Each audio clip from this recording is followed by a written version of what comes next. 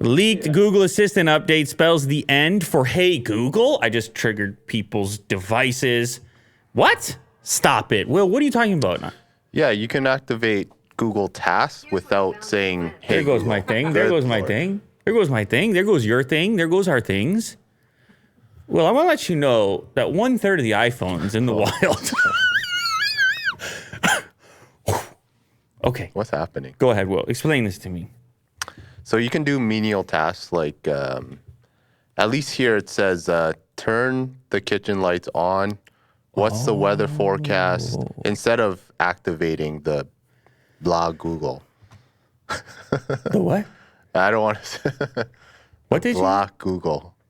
You know, blah, blah, blah. That's like French or something. La Google. Sure. That's what it sounded like you said. Yeah. Le Google. Le Google. There's more reason to fear Google, La Googly.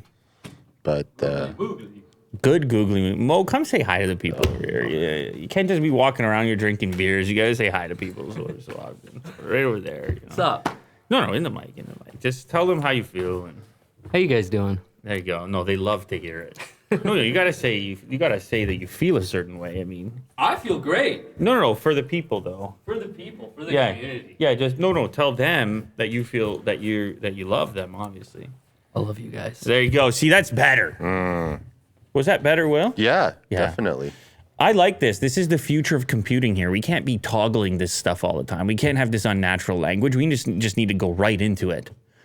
Now, the question is, are you going to trigger this stuff by accident? Because I already triggered the other one by accident every so often. But I'm a huge La Google guy. I'm massive with that.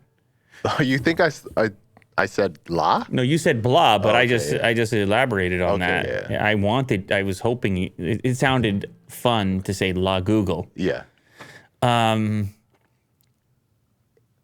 As spotted by 9 to 5 Google, several new quick phrases are coming to the premium smart home device according to its coding, including what time is my alarm set for, skip the song, and create a reminder. But what's more interesting is that other lines of currently unused code hint at custom quick phrases. Ooh.